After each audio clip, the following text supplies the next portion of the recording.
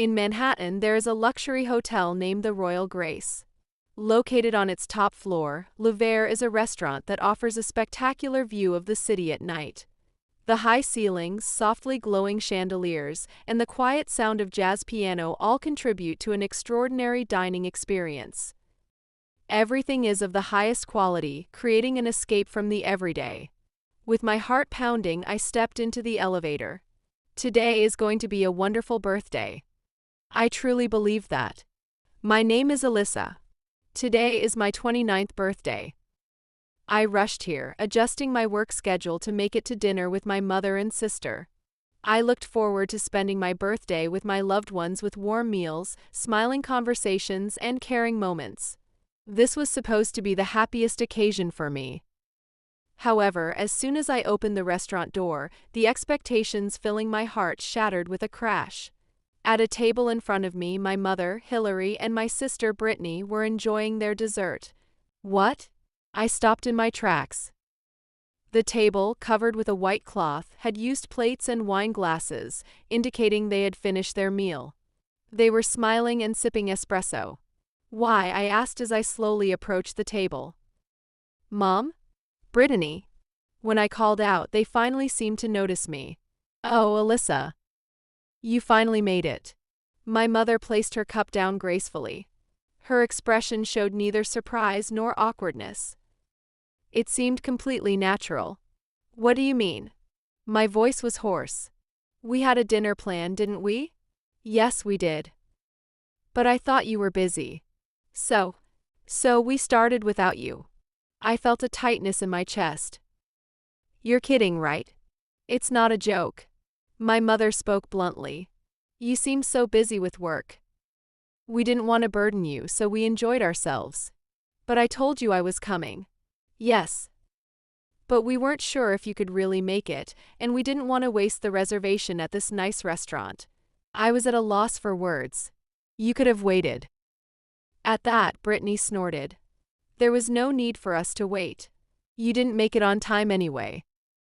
I was just a little late? Okay, sorry. Since you're here, why not enjoy some dessert at least? Brittany spoke lightly while moving her dessert fork. I tried to sit down, but at that moment, Brittany swiftly extended her hand with the bill. Here you go, Alyssa. What? A gift for you. It's your turn to pay. I was stunned. You're joking, right? I'm serious. Brittany laughed heartily. You're successful in your job, right? You can afford this. I was shocked. Wait a minute. Weren't you supposed to be celebrating my birthday? Why should I pay? Well, you're the one with the most money. It's not about the money.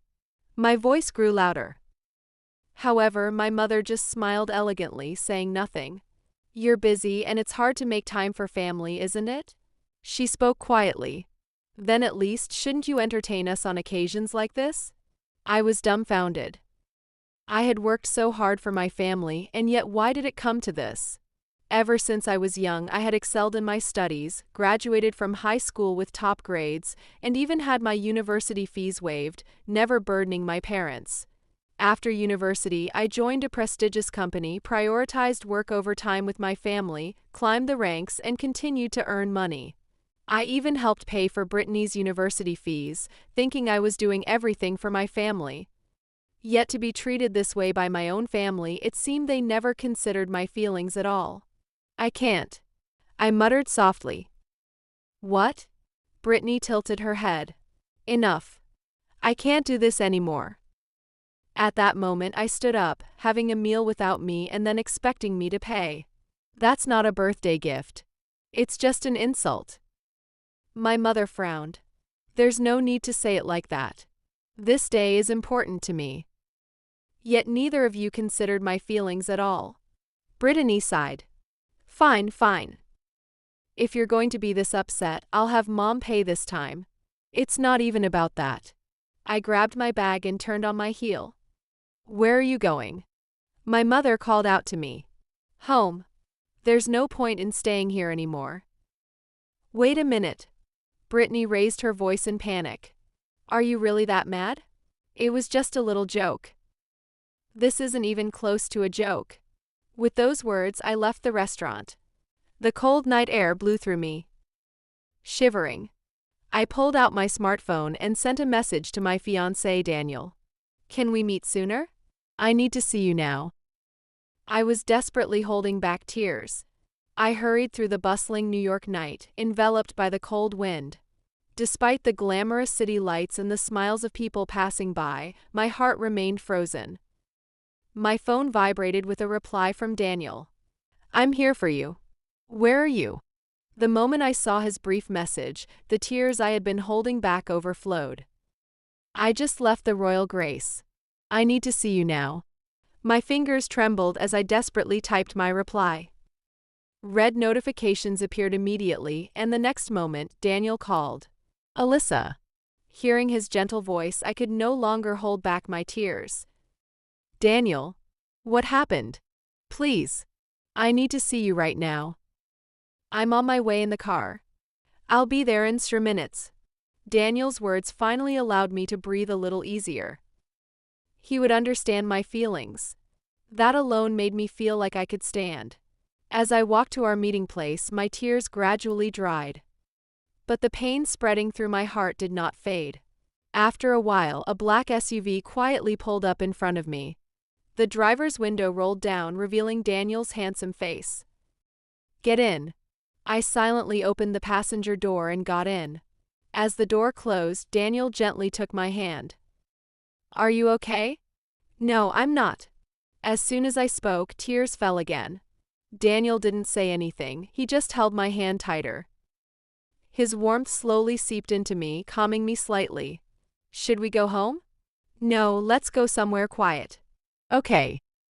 Without asking anything further, Daniel drove off.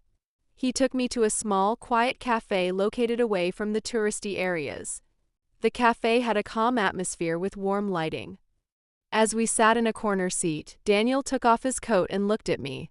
What happened? With his calm voice, I finally opened up. I was betrayed by my family. Betrayed. It was supposed to be a family dinner for my birthday. But when I got to the restaurant, they had already finished their meal. Mom and Brittany were just having dessert. Daniel listened quietly. When I asked why, they said, "We thought you were too busy," but when I arrived, they pushed the payment onto me. Brittany handed me the bill saying, "Here's your present. It's your turn to pay." As I spoke, my anger and sadness surged up again. That's awful, Daniel said quietly. I can't believe they would do that to you on your birthday. If they really cared about you, they wouldn't do such a thing. I bit my lip. Just because they're family, it doesn't mean they can do anything, right? Do we have to forgive everything just because we're related? I looked at Daniel. Just because they're family, it doesn't justify hurting someone else. They can't justify the pain you're going through. Daniel's words made me realize something. He was really listening to my feelings more than anyone else. Thank you. For what? For really listening to me. Daniel smiled gently. Of course. Alyssa, you're the most important person to me. His words warmed my heart from within. While sipping a warm latte, I finally began to feel at ease. I don't think I'd feel any better if we go home now. How about we stay somewhere else then, Daniel suggested. What? We could stay at a hotel. Or you could come to my place. Let's go somewhere where you can forget all the unpleasantness of today. I hesitated for a moment. But I didn't want to be alone tonight. Can we go to your place? Of course. He smiled gently and took my hand again. Let's go. As we left the cafe, the cold night air brushed against my cheeks. However, Daniel's hand was warm and I barely felt the chill. We got into his car and headed to his house. Tonight I would rest my heart by his side. When we arrived at Daniel's house, the moment he opened the door, a comforting scent wafted through the air. A gentle woody aroma mixed with a hint of sweet vanilla seemed to have been prepared just to soothe the soul. Come in, Alyssa. He took my coat and gently ushered me in. The living room was lit with soft indirect lighting, the large sofa and the flickering fireplace creating a warm ambience. It's comforting here. I'm glad to hear you say that, Daniel smiled. Just wait here. I'll be right back. He disappeared into the back room. I sat down on the sofa and took a deep breath. The events of the day replayed in my mind, tightening my chest again. But being in Daniel's house, the pain seemed to slowly subside. A few minutes later, Daniel returned, carrying something in his hands. "What's this?" "A small whole cake on a plate with a single candle." "Happy birthday, Alyssa."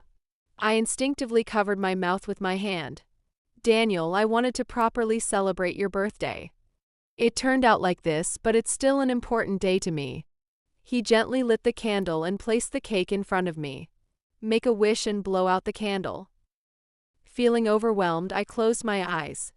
May I truly smile from my heart on my next birthday. With that wish, I slowly blew out the candle. "Happy birthday, Alyssa." Daniel spoke softly, and I looked at him. "Thank you. I never expected something this wonderful." "I didn't want your day to end in sadness," he said, as he cut the cake and offered me a slice. Taking a fork, I tasted it, and a perfect sweetness spread through my mouth. Delicious. I'm glad. Daniel smiled with satisfaction. "I wanted to make it myself, but there wasn't time." "Don't worry about that. Just preparing this for me means so much." I smiled and looked at him. Daniel shifted his gaze awkwardly as he quietly said, "Next year, let's celebrate at a restaurant you want to go to." His words warmed my heart again. "Yes." "Will you be with me next year too?" Daniel gently held my hand and looked directly at me. "Of course. Not just this year, but always." His words nestled softly into my heart. The hurt from my family wasn't fully digested yet, but with Daniel by my side, I felt I could start looking forward again. "Thank you, Daniel. I'm the lucky one having you in my life." As the fireplace quietly flickered, we savored the cake and spent a tranquil time together.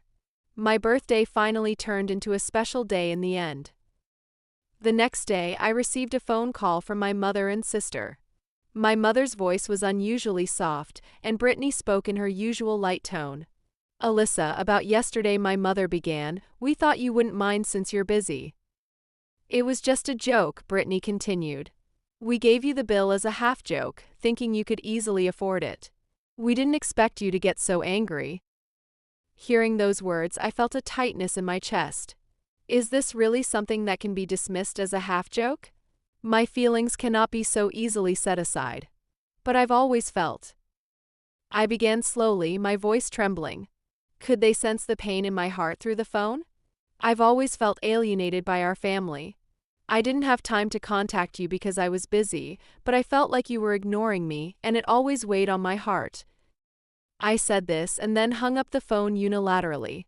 I was terribly shaken. Voicing it had brought out the pain I had been holding inside. Even though I knew it was the right thing to do deep down, I still feared severing ties with my family. Soon after, my mother called back. However, I ignored the call. I didn't want to respond while my heart was still unsettled. Looking at my mother's name displayed on the smartphone screen, I coldly slid to ignore it. Messages from Brittany kept coming in. "Alyssa, please don't ignore me. Let's talk properly. We didn't mean any harm by what we said." Reading those messages, my chest tightened again and I couldn't respond. My heart was torn between expectations and disappointments towards my family. However, the incident on my birthday made me think it was time to reassess my relationship with them. The self-centered attitudes of my mother and sister, their long-standing indifference, and now their insulting behavior had accumulated to the point where I could no longer let emotions cloud my judgment. Then one day, I received a demand letter from a financial institution. When I opened the envelope labeled Notice of Arrears, I found a list of credit card transactions I didn't recognize. Upon investigating, it turned out that a loan had been taken out without my consent. This can't be true. I immediately contacted the credit card company to confirm the details of the contract, and there I found my mother and sister's names. They had been using my name to cover expensive purchases and travel expenses. "It's okay because we're family, right?" When confronted, Brittany nonchalantly laughed it off. My mother also brazenly said, "You earn enough, so you should be able to help us out a bit, shouldn't you?" At that moment, something inside me broke. This was not just betrayal. It was a crime. That night, I decided to consult with Daniel. He is usually gentle and calm, but he never compromises with injustice or irrationality. I felt that he would understand my feelings now and make a sound judgment. When I called, Daniel answered immediately, "What's wrong?" Hearing his voice, the tension in my chest eased. But this was no time for sentimentality. I took a deep breath and explained the situation. "So, your mother and sister used your name to take out credit cards and loans without your permission?" "Yes." "And when I confronted them, they just casually said, 'It's okay because we're family, I can't forgive them.'" Daniel was silent for a moment. Then he said quietly in a low voice, "What do you want to do?" After thinking it over, I answered clearly, "I want to sue them. Just because they're family, that doesn't mean they can do something like this. They've been indifferent for so long, trampling on my feelings. But I can't tolerate it anymore." Daniel sighed softly, then said, "That's fine. If you've decided that, I'll support you fully. First, I'll introduce you to a lawyer. I know someone who is good with fraud cases." "Really?" "Yes. Unauthorized use of your name is a clear crime. If we act quickly, we can minimize the damage and the legal process will go smoothly." Daniel's words gave me a sense of security. I had been hesitant to discuss family problems with anyone, but he was different. He respected my will and offered practical solutions. "Thank you, Daniel." "Really? No need for thanks. You're important to me. Let's go to the lawyer's office together tomorrow. If we're going to fight, we need to be well prepared." Listening to his reassuring voice, I felt my resolve strengthen. The next day, I visited the lawyer's office with Daniel to formally discuss the unauthorized use of my name and to prepare for legal action. The lawyer calmly organized the situation and explained that it was highly likely to qualify as a case of fraud. This can be treated as a criminal case, and you can also claim damages in a civil suit. "Which direction would you like to proceed in?" I answered without hesitation. "Both, please." I was no longer willing to cry for the sake of my family. The suffering and sadness I had endured until now would fuel me to protect my life going forward. A few days later, a legal notice was sent to my family through the lawyer. The first to be shaken was my father. Having overlooked my mother and sister's whims until now, he probably felt that this time he could not ignore the situation. "I want to talk as a family." At my father's request, I arranged a meeting with my family with the lawyer and Daniel also present. At the agreed time, we gathered in a hotel lounge. The lawyer, Daniel, and my mother, sister, and father were all seated there. My mother and sister had their usual dissatisfied expressions, but my father looked somewhat weary. Was it really necessary to make such a big deal out of this? That was the first thing my mother said. I laughed coldly. "If you think so, you shouldn't have used my name without permission in the first place." "But we're family." "So because we're family, you can do whatever you want? Even if it makes me miserable, I should just grin and bear it." Brittany retorted with a scowl, "You're exaggerating. You don't need to blame us so much." "Are you that angry just because we used some money?" "Just some. Do you know how much money you spent? Have you ever thought about how hard I've worked to earn that money?" My mother and sister fell silent. They must have thought that money just falls from the sky. Then my father, who had been silent until then, took a deep breath and spoke. "I was wrong too." My mother and sister looked at him with surprise. "I've spoiled Hillary and Brittany too much. Alyssa was always seeking something from the family, and I also turned a blind eye. I'm truly sorry." I was taken aback by my father's words. It was the first time he was trying to understand my feelings. My mother and sister, perhaps finally realizing something, looked down. Ever since I was little, no matter how hard I studied, nobody praised me. Even when I had good grades at school, Mom only cared about Brittany and I always felt left out. Dad was too busy with work and seemed too tired to pay attention to me. No matter how hard I tried, I felt that nobody saw me. And I was very lonely. Even when I talked about my achievements, the responses were mostly indifferent or dismissively brief. Gradually, I felt like my existence was fading. My voice trembled. I wish you had noticed sooner. My mother had tears in her eyes. Brittany remained bowed and motionless. It's too late now. After this, I intend to distance myself from you all. My mother looked up. But we're family. Family or not, you trampled over my life, didn't you? My mother was left speechless. I will no longer be manipulated by you. I'll marry Daniel and start a new life. Daniel squeezed my hand. Whatever decision you make, I'm here for you. I smiled. Then the lawyer concluded. The legal proceedings have already begun. From now on, the matter will be decided in court.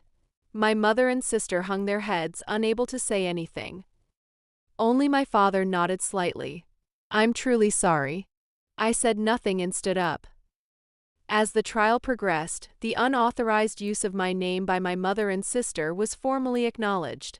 In the courtroom where the verdict was delivered, I quietly listened to the judgment. The defendants are found to have used the plaintiff's name without authorization, incurring substantial debt. Therefore, the defendants are ordered to repay the full amount of the unauthorized use and pay damages to the plaintiff. My mother and sister listened to the judge's words in a daze. At the moment the verdict was given, Brittany murmured softly, "This can't be." My mother slumped her shoulders and my father sighed deeply. "It's a deserved outcome." I stated that calmly and turned to look at my fiancé, Daniel, who had been watching from the gallery. He gently squeezed my hand and smiled kindly.